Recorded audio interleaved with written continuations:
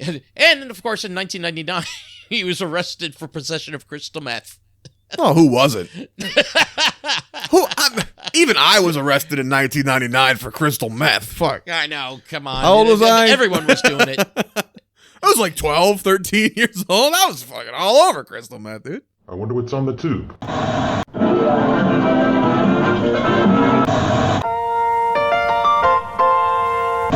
Welcome back. Thank you for being a friend. What you talking about, Willis? You are a meathead. Nothing for you.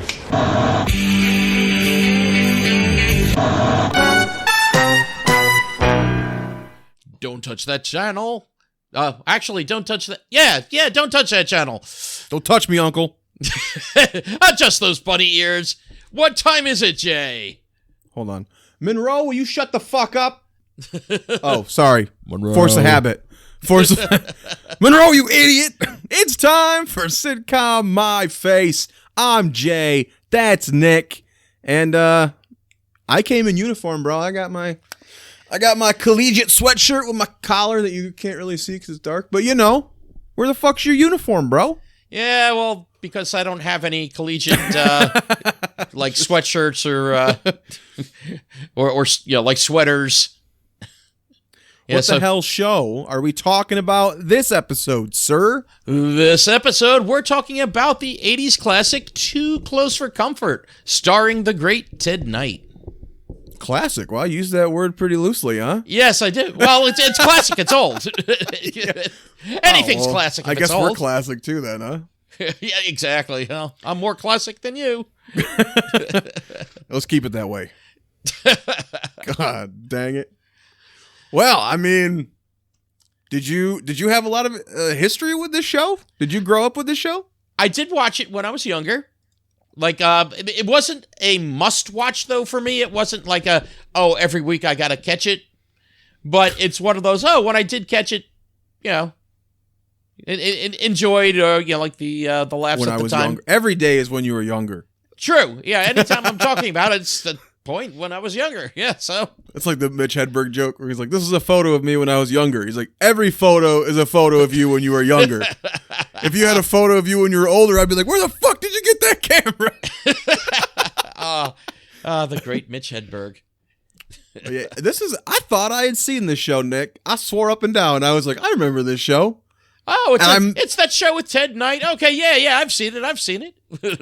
I don't fucking think I've ever seen this show until the last 3 days. The last 3 days I have lived and breathed this show. Because, as we kind of mentioned. You are one with Cosmic Cow. Yeah. I think that this is, as I kind of mentioned to you, I think this is going to be a show that is far more interesting to talk about than it was to watch. Yes. So it ran for the first 3 years on ABC. Right. And then they canceled it. Correct. And then apparently a predecessor to Fox known as, what was it, Media Group or Multimedia Group? Something like that. Metro Media. Metro Media picked it up and sold it into what they call first run syndication, which Correct. I believe is just like when local networks are able to kind of pick it up and play it. Mm. And the funny thing was, if you watch that, the third season ends with 2 what they call backdoor pilots, which we've kind of discussed. Mm-hmm. So the balls on these people to do 2 backdoor pilots in a row to end the season, and then they're the ones who are canceled because their ratings are so bad. Anyway, yes, we'll get back to that. It had a very strange journey. Well, why don't we talk about the start of its journey? Because how was this developed, Jay? Well, this is, like many shows of the time, was stolen from a British sitcom entitled what? Keep It in the Family. Well, I'm not from Alabama, so I'm not going to do that. Right out Dutch. You know, and weirdly, I was watching it, and even the theme song and that real cheesy, like, looking at the camera and smiling, all that shit. Oh, Ted Knight mugs for the camera. Oh, they all do in this theme. I hate it. You said you're okay with it, but I hated it. Yeah, no, the theme I was okay with.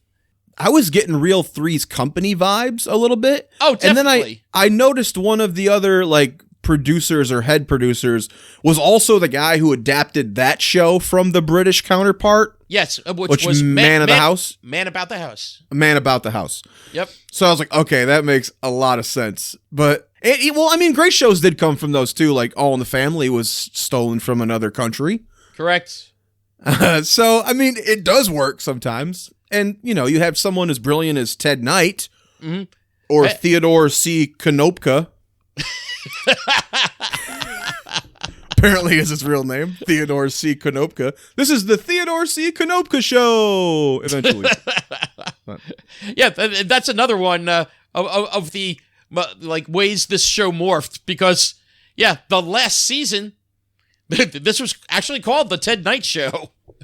So the same premise as the British show, I assume, was husband and wife, they have an apartment they rent out downstairs, and in this show, they rent it to their 2 daughters who were smoking hot. I mean, if I had daughters that look like that, I might keep it in the family.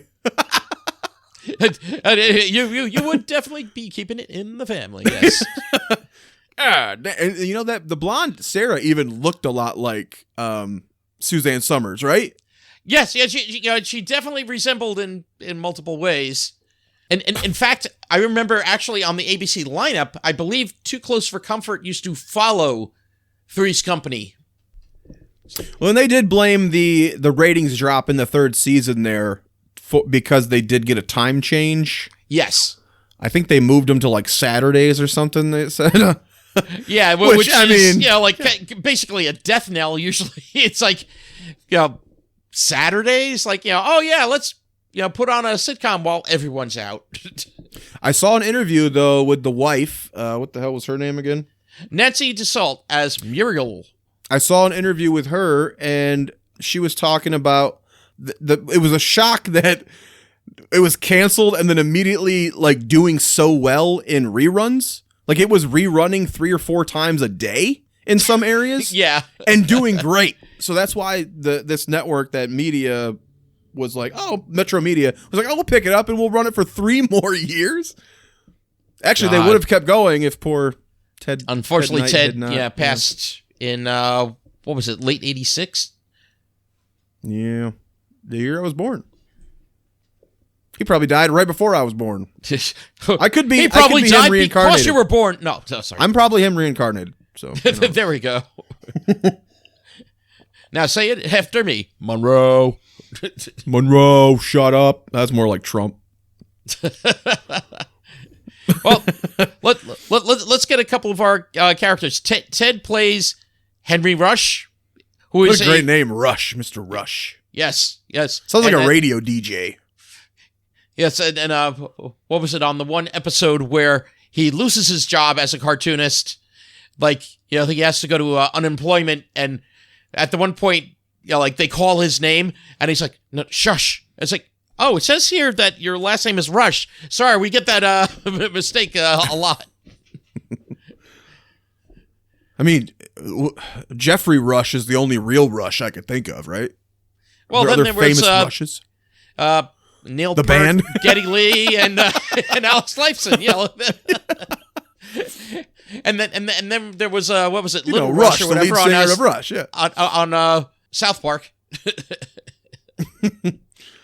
I mean, so yeah, we covered, you know, the Mary Tyler Moore Show, and apparently he had been, you know, diagnosed with cancer toward the end there, and it had been in remission, and unfortunately, toward the end of the show, it did come back. But I mean, could you have picked a better, outstanding actor to pluck into another show? I mean, obviously, he won multiple Emmys, I believe, for Mary Tyler Moore Show. Yes, you know, I probably would have preferred a Ted Baxter show, to be fair, as we kind of discussed on the Mary Tyler Moore. But yeah, I mean, it made so much sense.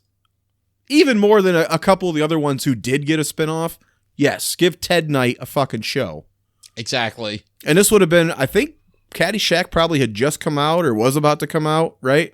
That was probably 79-ish, right? Yeah, what was that, 79 or 80? Yeah, it was very close. He had to be riding high on between the Mary Tyler Moore Show, Caddyshack. Yeah, So those two just right there. and then you have his wife. Yes, who was mainly Nancy Dussault played Muriel Rush. She was mainly known more for Broadway. Right, which is why they wrote her in the show as a former singer, because she wanted to flex her singing chops, which she did on a couple of occasions. Ground there. a few episodes to a halt, in my opinion. But Yeah. when you have a 25-minute episode and all of a sudden they break into a 3-minute song, like, oh, okay. Although I will say she's in one of my favorite movie comedies, though. Oh, what's that? The 1979 version of The In-Laws with Alan Arkin and Peter Falk. I've only seen the remake. Oh, no. Michael Douglas? Nah. Not even close.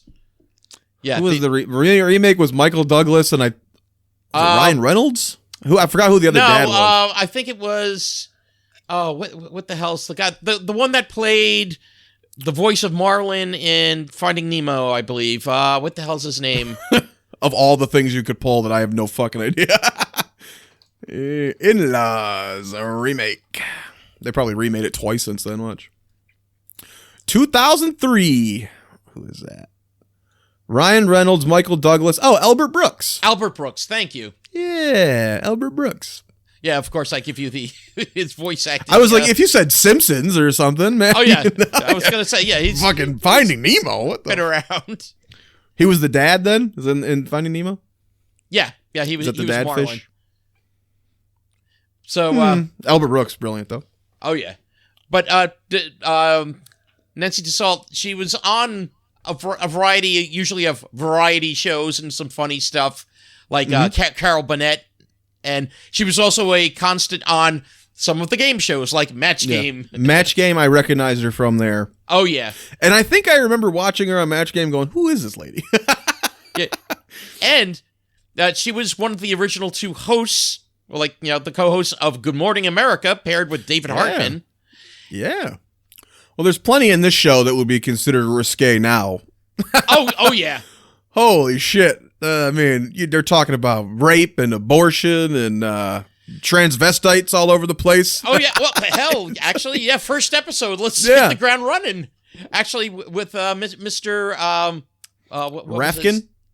Yeah, Rafkin. Mm-hmm. Yeah, because we see... Did you see his sister in the... oh, yeah. I saw her in a couple. Yeah. Yeah. There's a few classic fucking actresses that show up in this show. Yep. There were a couple of shows we already watched. Mildred Rafkin was played by one of them. Selma Diamond of the first 2 seasons of Night Court before she passed of cancer. Yep. The curse of the other bailiff. I don't know if they stopped using her. Maybe she was just too busy with Night Court. But it seemed like that they kind of brought in the others to keep trying to replace her almost. Yeah. Trying to find that crotchety old woman to keep bringing up. Like they brought in from the Honeymooners. Audrey Meadows. And to me, this is the main problem with this show. Because, I mean, Audrey Meadows is great.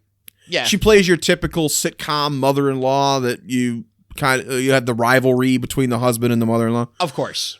Especially back then. Yeah, that was like an ongoing joke back in the day.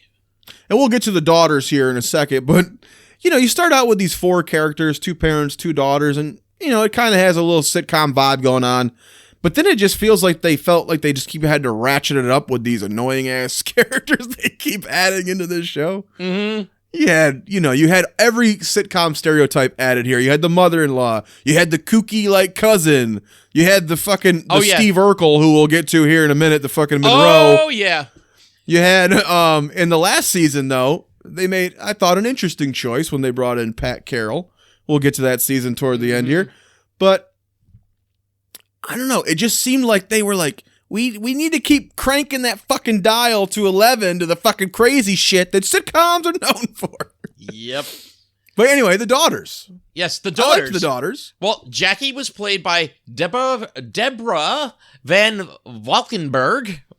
I thought she was great. Oh, yeah, she was great. In 2020, she was a character in the Marvel series Hellstrom. Never fucking heard of that. Yeah, Is that a Netflix show? I'm trying to remember what channel it was on. It might have been on. No, It wasn't one of their live action ones, or was it? No, it was a live action. Oh, it was for Hulu. That's what it was. I thought they had all that shit on Disney Plus. Must have been too R-rated for the kiddies. Well, that's what they were trying to do to take some of the stuff and the more saucy things, like leave it over at Hulu, and then the Saucy. exactly. That word makes me uncomfortable when you say it, Nick. Saucy. If anyone else said saucy, I'd probably be okay with it, but I don't like you looking at that camera and saying saucy. Actually, will you look at the camera real quick? And just real slow and sexual say saucy? Saucy. Yeah, I don't like that. No. I am going to save that for later, though. There we go. But anyway, yeah, they Disney, like, their Disney Plus is kind of like their standard and kids fare, and Hulu. Yeah, because they did like that Predator movie Prey, and they popped that up on Hulu. Yeah, well, here's the other thing about Deborah Van Valkenburg.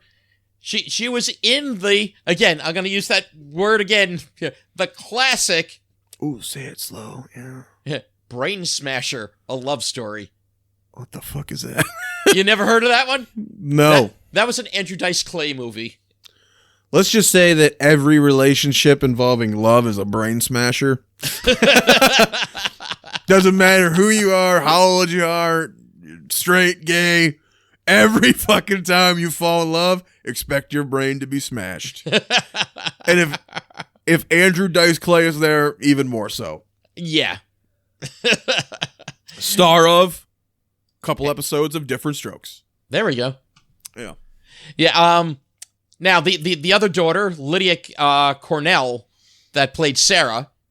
Yeah. She was actually on five episodes of The Love Boat I saw, and other than that, as far as TV wise, yeah, nothing much. It was just on a couple of episodes like Dukes of Hazzard, Knight Rider.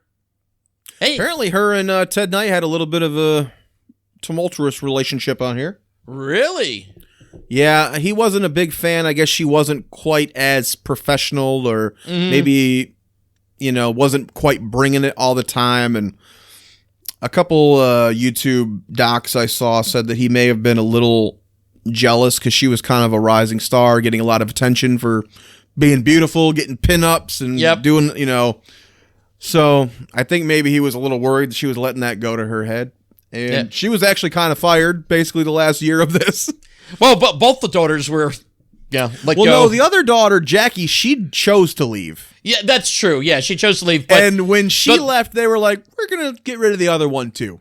yeah, let's start with a clean slate, sort of. I think if Jackie had stayed, they probably would have kept Sarah. But Jackie was like, they wrote her out as like she got married, I think, and moved off or went to Paris for a job or something like that. Same thing they did on Living Single, I think, when we watched that one. You're going to Paris or some shit. Get out of here. But yeah, then they just moved the whole fucking show to another city or another area. Yeah, because the first 5 seasons takes place in San Francisco. Yeah, they probably live right down the street from Bob Saget and his crew on Full House. Yeah. Well, you know what's interesting? Like, with some shows, okay, let's say the Munsters. Yeah, they gave you an address, but they didn't tell you what city. It was, 1313 Mockingbird Lane, but wherever. This one, it's San Francisco, and they actually live in a 2-unit house at 171-173 Buena Vista Avenue East. They actually give an address for the actual, Is there a real house there? I don't know. Do people just go there and go, that's great? It still stands or not. Well, funny, the prominent director I found of this was named Russ Pedranto, something like that. He did 57 episodes of this. He also directed 18 episodes of Munsters Today. Yeah. He did 14 episodes of She's the Sheriff. Mm-hmm. Which wasn't that that was Suzanne Summers and Pat Carroll right there. Yeah. Right. Hey, and don't forget the Don Rickles led CPO Sharky. Yep, CPO Sharky with Don Rickles, 15 episodes of that. He did 9 episodes of Sanford and Son. And Sanford Arms. Yeah, and 1 episode of Full House. Oh, wow. Really showing the range. Yeah. But, oh, yeah. You wish they'd taken that show out on the range. Behind the barn. But, yeah, so those were the 4 main characters until episode 4. Which is almost how Urkel came in. He was pretty random guest star in episode 4 or 5, and then... Then did I do that? If he didn't take over the whole fucking show. Yes, and this actor is not Jim, but... Jim J. Bullock. It's like, yes, the man that had no eye, Jim J. Bullock. Although, he was known as Jim J. Bullock, but because there was another Jim actor Bullock in the Actors Guild, he at one point was billed as J.M. J. Bullock.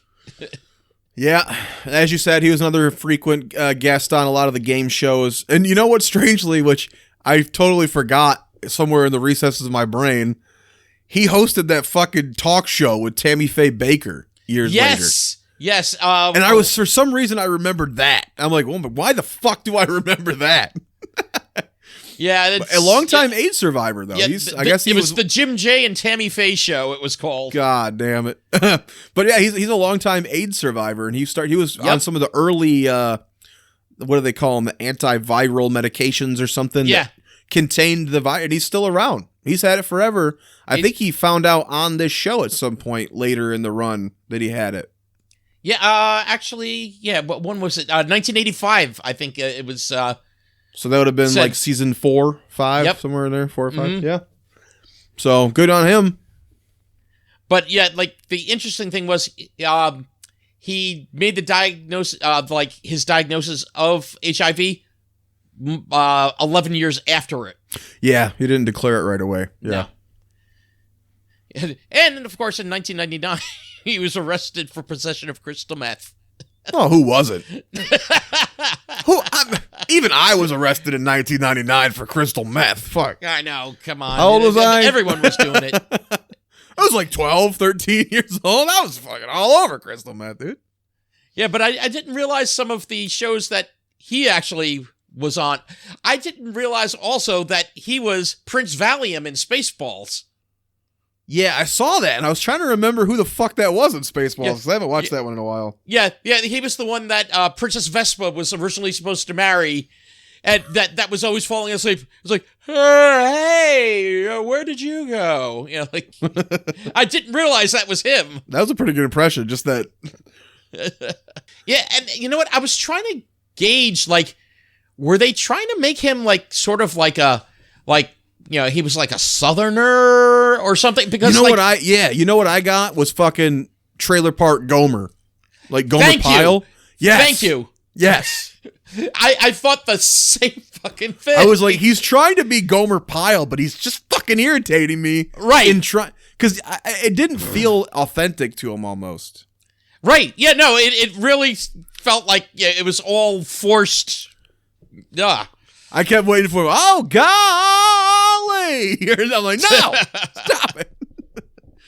Yeah. But, he definitely made his way around a lot of sitcoms. I'm glad you added that last part. Yes, sitcoms.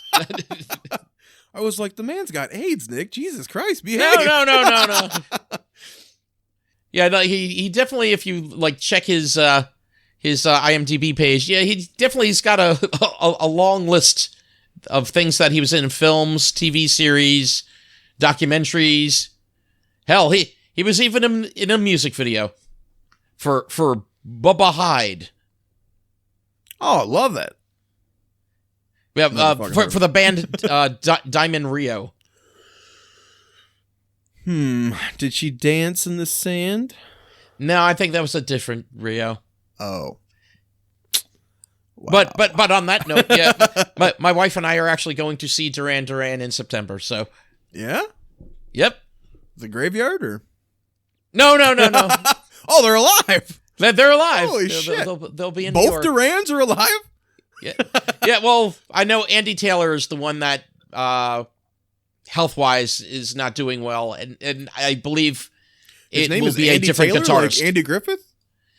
No, not Andy Taylor like Andy Griffith or the new Andy Griffith show. I was reading a little about that today. Did you know that there was a new Andy Griffith show that lasted 10 episodes? I knew there was a special, like Return to Mayberry or some shit with him. But No, I didn't know about another show. not that. Just a hint at a lot of the bullshit we're going to get to on this podcast because, dude, you should have seen the two shows I learned about the other day. Quick tangent. I'll go over them real quick, and I want to cover maybe these pilots at some point because they crack me up. Okay. Puchinsky? You heard of Puchinsky? Yes, I have. Yes, With I fucking, have. with fucking Peter dad Boyle. from Raymond? With Peter Boyle. Boyle. As a cop who's killed in the line of duty and comes back as a fucking dog who talks. Yeah, a dog who talks, and then other scenes, he's like basically a puppet dog. Yes. Yes. We got it. And the pilot is on YouTube. I looked. Yeah. Actually, we might have to do a commentary or something on that because I got to watch that. One of my favorite podcasts, The Flophouse, Yeah. they actually did a special where they talked about Oh my Puchinsky. The other one, we always kiss his ass and suck his dick. Norman Lear. Oh, Some of the greatest shows ever made. Yep. He's got a pilot that came out, and it stars the guy who played Seinfeld's dad on Okay. Seinfeld, the second one, Yeah. the one that stayed. Yeah. As it's called A Dog's Life, and he's like literally looks like Wilfred. He's like a man in a dog suit. Oh no. Oh yes, and it was a Norman Lear show. Oh my God. Okay. Fuck. Anyway, that one I we didn't hear about. We gotta watch these. We gotta Okay. I know Puchinsky's on YouTube. I don't know about the other one. We will find these fuckers. We'll have to put that on the. Anyway, on the list. back to the Ted Kloppendyke show, whatever the fuck this is called. But The yes, Theodore C. Konopka show. yes, but Jim J. Bullock as Yeah. Monroe Ficus. One of the more annoying characters that Did the you will writer find- literally just, I need a name, looked around the room. Oh, there's a plant. Yes, Ficus. Yeah, that's it. I need what's the last name of the family? He's looking at his CD collection. Oh, yeah, Rush. Okay.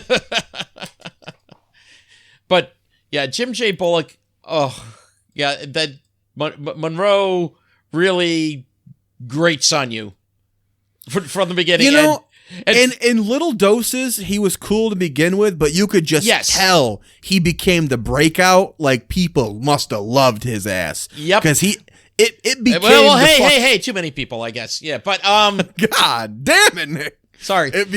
It became the fucking Monroe Ficus show. That's what the last season should have been called. Not the Ted Knight show, the fucking Monroe Ficus show, Yep. or the Jim yeah, the Jim J. Bullock show. The Jim Bullock show.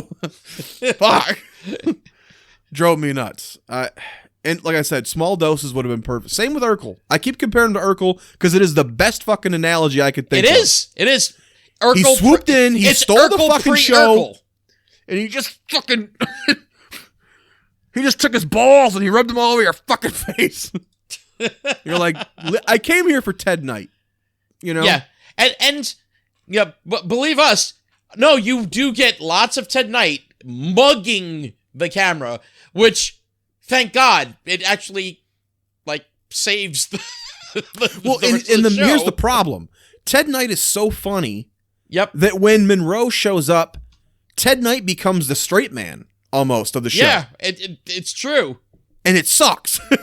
I don't want Ted Knight to be the straight man. No. I want him to... That first episode... When he's just the first introduction to him, the alarm clock goes off and he's beating the fuck out of the alarm clock, kicking it, throwing it in the garbage, stomping on it, and then he throws it out the fucking window. And the whole scene's pretty funny. Like, it's pretty funny. No, but the follow-up, yeah. Yes. And then when he's like talking about how he's going to be late for this funeral, and he goes to look at the clock, and he remembers the clock. He threw out the fucking window. He grabs his binoculars, and he looks out the window to where he threw the fucking alarm clock, and he says, "Oh, it's 9 o'clock," or whatever, you know. I was like, okay, we're in for something here. Yeah. And I don't think any scene that I saw in the 20 episodes that followed reaches that level of funny. No, I am with you on that. There's definitely some giggles and ha-has, but not to the level of, oh my God, yes, you know.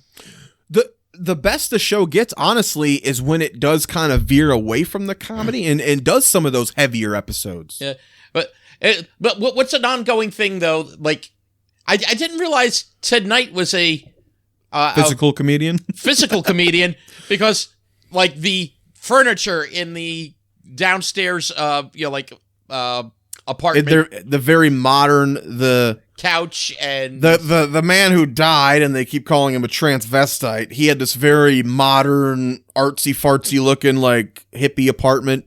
Yes. And the furniture has no backs and no arms, so every time Ted sits down, he falls through the back of the couch. Yep. Or falls off the arm of the chair. But they do it so much. Yeah. It's for one, it's in the opening theme every time. That's the crazy part. So you see it in the opening theme, and then they just do it like 2 or 3 times an episode.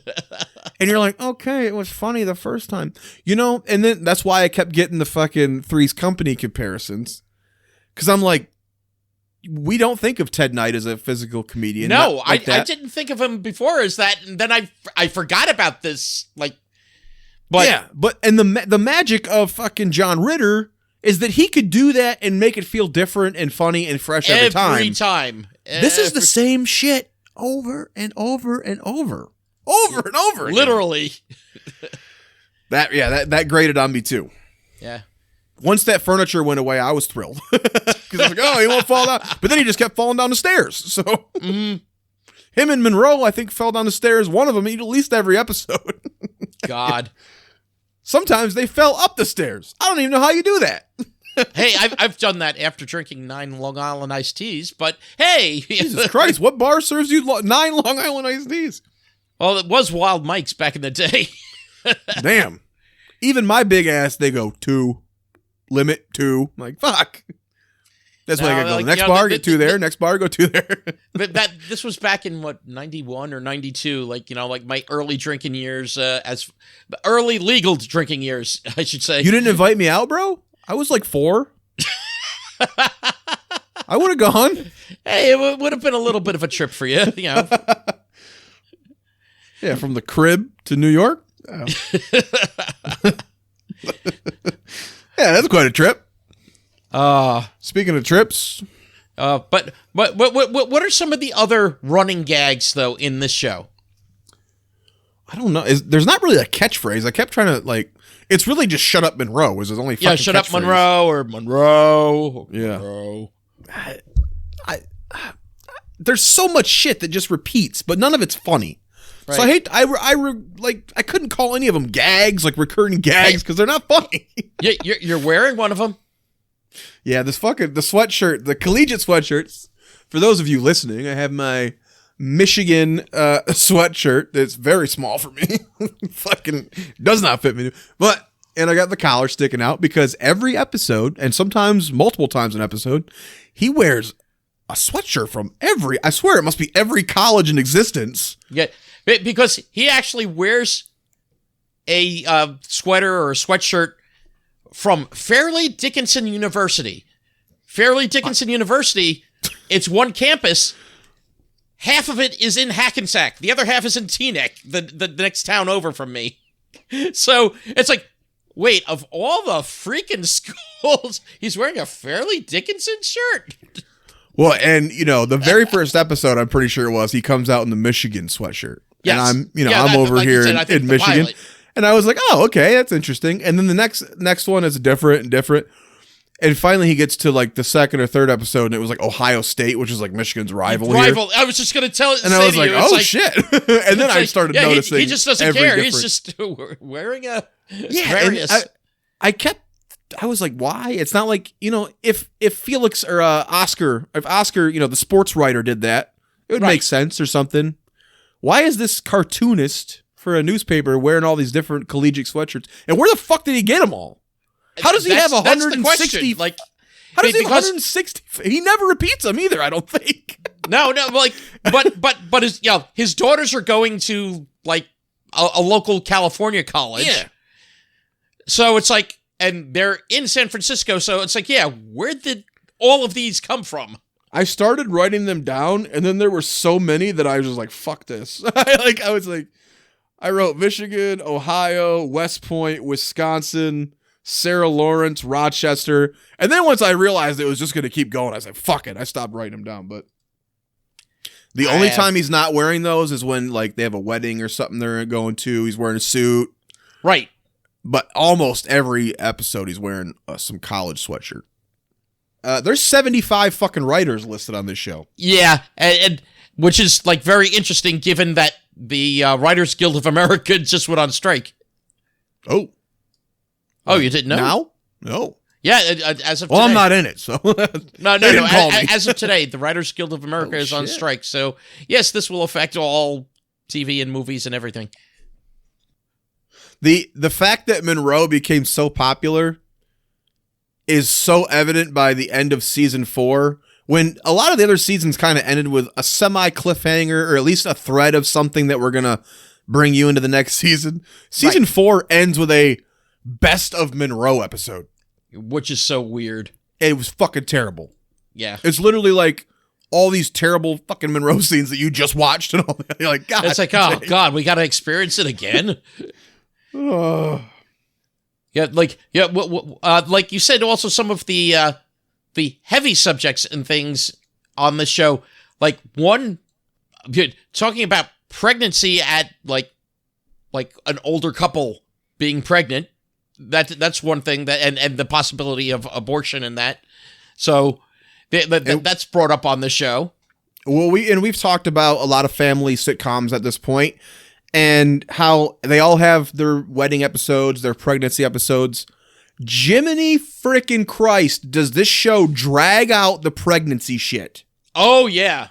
She gets pregnant, and we find out in the first episode of season 2. She doesn't give birth until the first 2-part episode of season 3. Right. The entire second season is littered with pregnancy shit and false pregnancy. I think there was false 4. labor and There was like 4 that I watched with false labor shit where they're all rushing to the hospital and then it's not the real not the real birth. Yep. And you're like, what the fuck? Yeah, Stop it. Like the one was like sort of interesting where they got the piano stuck in the like going upstairs. Yeah. So it was blocking, and then all of a sudden she's going into again, false labor, but we find and that later was better than the one where she actually gave birth, right? Because like they're doing construction and like they bring what's the thing called? Oh yeah, like that the like machinery. Crane, the crane, the bucket thing. Yeah. They bring that to the window, put her in that, and bring her down to the ground. There was more funny moments in that one than the actual 2-part episode where she gives birth. Again, didn't need to be 2 parts. It wasn't that fucking funny. Their idea of a joke in that episode was Monroe's got to drive her to the hospital on his dirt bike or whatever the fuck it was, motorcycle. Mm. Okay. Yeah. And it's this real stupid fucking montage of him driving her through San Francisco with clearly stunt doubles just going, yep. Waving their arms around and shit. I was like, this is not funny. No. Why the fuck is this supposed to be funny? But they didn't even bother throwing a laugh track on there to make you pretend it was funny. They didn't. Maybe it would have been better. Nah, it still wouldn't have been. But another one I don't know if you watched it, but I told you about was there's an episode where fucking Monroe gets raped. Yes, I watched that. What the fuck? That was honestly probably the most interesting one of all the ones I watched. And it was such an uncomfortable episode. Again, rape is not supposed to be a very comfortable thing to discuss, but the way they went about it was really weird. The one thing I liked and appreciated was that the point of it was well, women get assaulted all the time, and they make a much bigger deal of it. In this one, yeah, these two rather large, unpleasant-looking women abduct him from as he a security guard at a mall, and they like abduct him in the parking lot, take him home, and they blindfold him and molest him. And even the cops like, was it really that bad? You know? Mm-hmm. And Ted is like, we need to find these women, and they're like, whatever. Yeah, and that in itself too, it's like, wait, you're what is this, vigilante justice? What are you doing, Ted? Yeah, or Henry? Yeah, like it was like an odd thing. It's like, okay, we're gonna go around and find like these women, and then we're gonna call the cops again. It's like, and then they try to assault him as well. Like, yes. Where he sticks himself into a Murphy bed.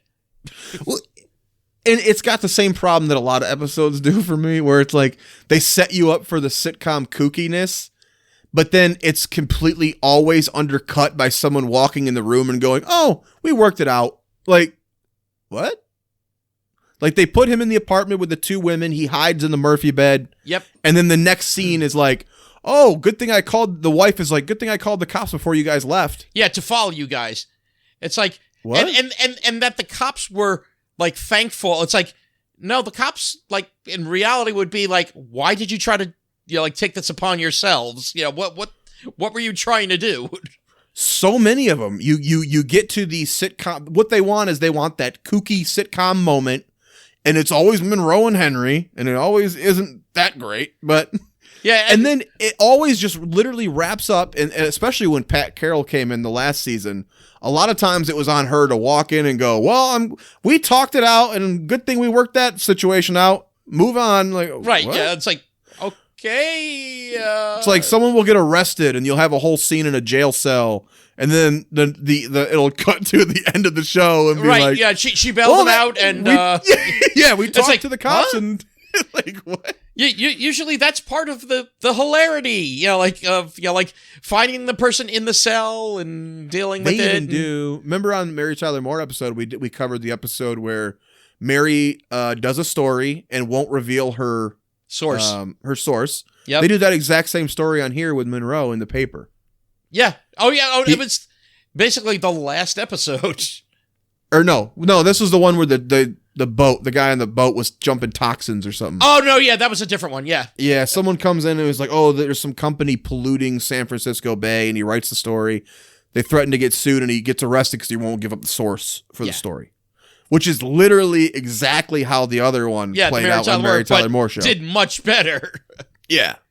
And I think that was a two-parter even.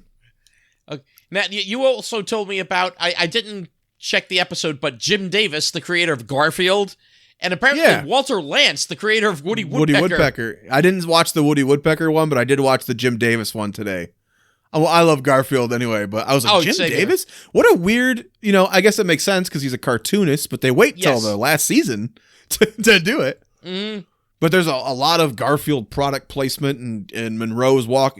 Actually, I liked this episode with Monroe because he's in a giant Garfield costume the whole time and can't talk. Yep. Fucking shut up and put the Garfield costume on. But yeah, Jim Davis shows up as himself, and yeah, it was okay. It's not great, but it was interesting. Yeah.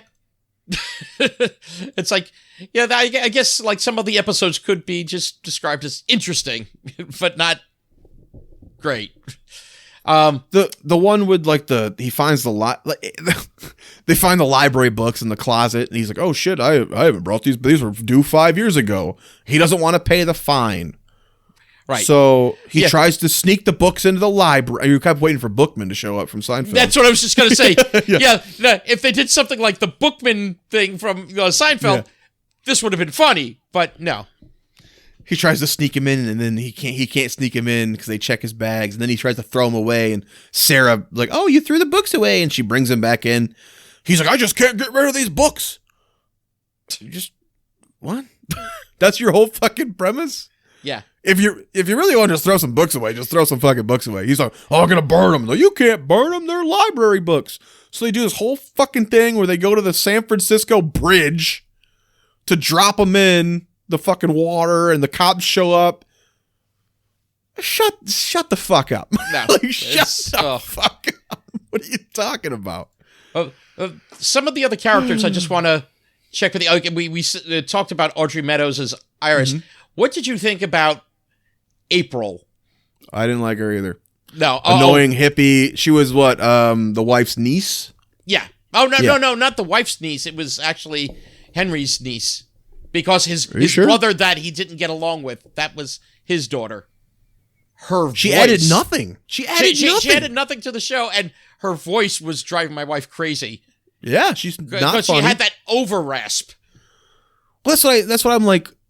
You already had Monroe, who is just goofing off the whole fucking show, and then you add her, so then you got two of them. And then they kept doing like I think they brought her in because they wanted to do like dating stories or something. But you have the daughters for that. Exactly. Why are you bringing in? You already have two daughters her age, right? So, right. Yeah. So much of the, like the focus went off the daughters like early on, and it's just like, yeah, like you said, Monroe, and like, oh, what about in the last season, Lisa?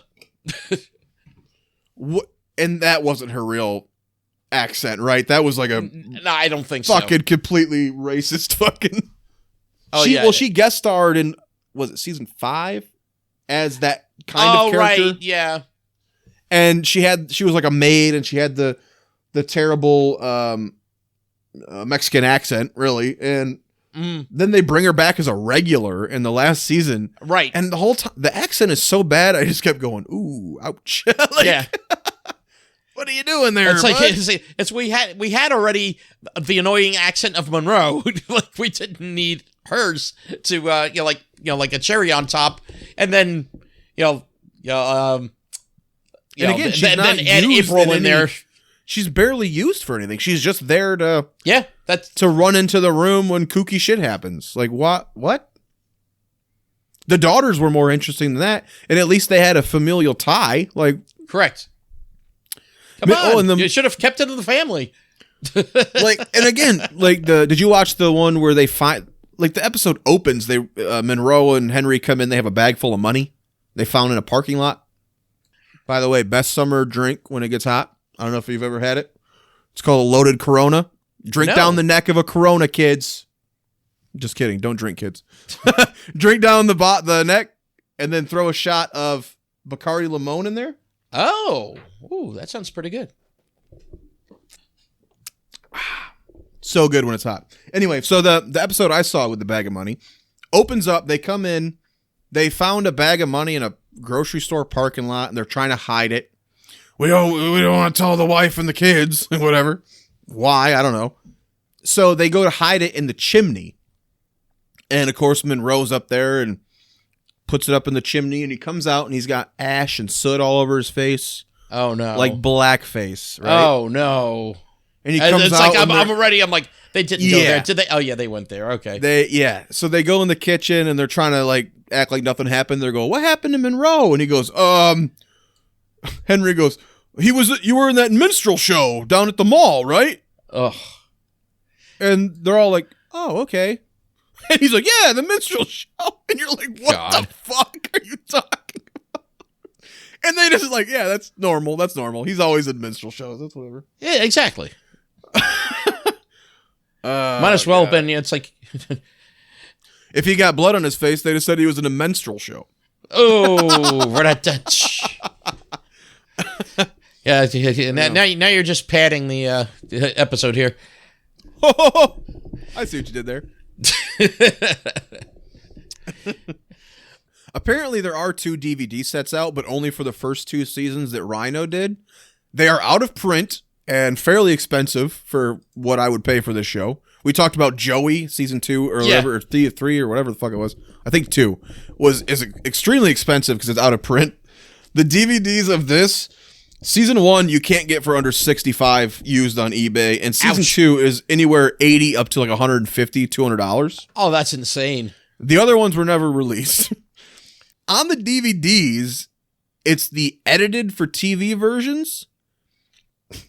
Out of all the things we've talked about, the blackface and the transvestites and all the shit they decided to change, there's a joke where he says Oakland, and it's offensive because they're referring to African Americans, how it's overflowed with African Americans. So they change all references from Oakland to Old Town. Old Town? I think it's just like a generic replacement. Okay. Because they didn't want to offend Oakland. I don't know. But I'm like, all the things you left in there. I was going to say, you got enough other offensive things going on. They changed Oakland. I was like, but let's not offend Oakland. Ugh. How fucking weird. Yeah. The choices people make at these companies when they're like, well, we can't leave his disgust with Oakland in there. Like, what? He was probably wearing a fucking Oakland University shirt at the time. Probably. But yeah, I mean, I would love to know where you're going to put this on your list. Because this is our, 34th show? This is our 34th sitcom that we have discussed and are adding to our list of personal favorites. Yeah. This is probably going to uproot Everybody Loves Raymond at number 1 for you, I assume. Oh yeah, you know it. Based on this discussion we've just had, I assume. Now, like, before we went ahead and watched, I would have thought that this would have been more sort of like mid-range for me, like middle of the list somewhere. And then after watching it, I'm like, oh, yeah. Oh, okay. Before we watched, I thought I had watched, so Right. I didn't know I hadn't seen it. I put this right ahead of that 80s show and behind Full House. Okay. But remember, for me, Full House wasn't the same experience as for you. Right. Well, I am just 2 above that 80s show. Okay. 80s show is number 30 for me. 29 is What's Happening. And 28 is Too Close for Comfort. Okay. So, right there, toward the bottom of the list, that lower third there. Yeah. It's... And you know who we need to blame for this whole thing? Monroe. God damn. He only has one fucking mode. Hi, everybody. I'm Monroe. What the fuck are you talking about? Ugh. And says the lines are just so poorly written for him. Mm-hmm. Yeah, I really, again, it's like, I wonder, like you said, the Urkel character. What is the earliest version that we can find of the Urkel character? Because this is one of the early ones I know for me. But with, the Urkel and the Monroe, it's more that, it's just, it all becomes about you and you're annoying as hell. You steal the original focus of the show, right? Really. And Urkel is just all I could think of, because literally once Urkel was like in his heyday on Family Matters, every episode was just Carl and Urkel off doing something. Fuck the family, leave the family at home or whatever. Yeah, and it would be Carl trying not to fucking go crazy and murder Urkel. Yeah, and which I wish he did at some point, but yeah, there's so much of that in these two characters as well, because especially toward the end, you're always on an adventure with Henry and Monroe, and they're calling home every now and then to check up with the wife or the kid. But eventually that's the really kids it. are gone, so fuck them too.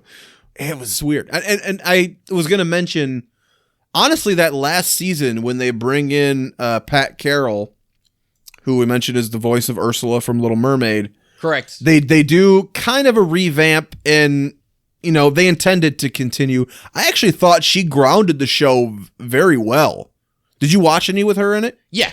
Yeah, I watched a couple of the episodes with her. She is not really trying to be the comedic force in the show, which I really kind of appreciated about her. I mentioned on Mama on What's Happening, how she was kind of perfectly centered and grounded the show. Mm-hmm. And once she was gone, it didn't really ever feel that sane anymore. I think she did a really good job in that final season, which kind of makes me wish either they had added her early, or obviously I wish Ted Knight didn't die, because maybe... That's true, too, yeah. The show only ended, as we said, because he got his cancer came back and he ended up I was going to say, dying. he got canceled, unfortunately. Yeah. Yeah. And I think he died before they even all aired, didn't he? Correct. Yeah, he actually died before everything aired, but it was all already filmed. Right. In the newspaper office, the Bugler, I think they called it. The Marin Bugler, I think is where they ended up working. I forgot about in the paper headquarters, usually it was just her, Henry, and Monroe. And that's So if you had added another fucking comedic character to that, we would have been in the same boat with fucking April and Iris, and I think it was really smart to add her. And sadly, we didn't get to see how it would have gone. But correct. I give her the most props of anybody on this fucking show. Because Ted Knight, he had control. He could have reined this kook show in, and he didn't. Right. You say, it was working. It wasn't, because they were canceled in season 3 because the ratings tanked. So they should have known to do something else, but they just didn't. So I actually really appreciated her addition in the end. And we talked about her just a couple months ago when she died. So yeah. She died in July. She was 95. And I only knew her from voice acting and mostly from Ursula. So correct. Yeah, when she shows up here, you're like, oh, it's nice to see her in the flesh. And of course, Selma Diamond was the other saving grace, but she was only in 8 episodes. Right. Every time Selma Diamond was here, loved it. Mm-hmm. But that's because I love her, and she was playing the same Selma character she played on Night Court. But basically, you love that character. So, and she's always the comedic part of a show, but she's a reined in, slow, sarcastic, comedic element. She's not fucking. Yeah, she's not in your face, hitting you over the head. Yeah. And Audrey Meadows, like, when she worked on this show, she really worked. But a lot of times, she was just a stereotypical mother-in-law. Right. Just there to butt heads. And she was in, 20? Pat Carroll was in 20, Audrey Meadows was in 18, and Selma Diamond was in 8. Yeah, I think, basically, it was, season 3, I think, was Audrey Was when Meadows. Audrey was mostly there? Yeah. One of the backdoor pilot spinoffs they presented was the one where they're building the upstairs, like remodeling the upstairs for her. And then they do that one, and there's another episode. And then the very first episode of the next season, she's like, I'm not going to live here. I changed my mind. I'm like, okay. That was weird. Okay. But she does show up, I think, periodically after that, but not a lot. I think she's in the last season even once or twice maybe, but... Maybe, yeah. By that point, the ship was already sinking. Oh, yeah. No, it was long before that. But speaking of deaths, we should throw in here at the end, Jerry Springer just passed. Yes. Pancreatic cancer. Former mayor of Cincinnati, and what else was he known for? I think he was a judge. Yeah, right. In honor of Jerry Springer, I think everyone should take a folding chair and throw it at one of your relatives. So there's only one way to honor Jerry. Jerry.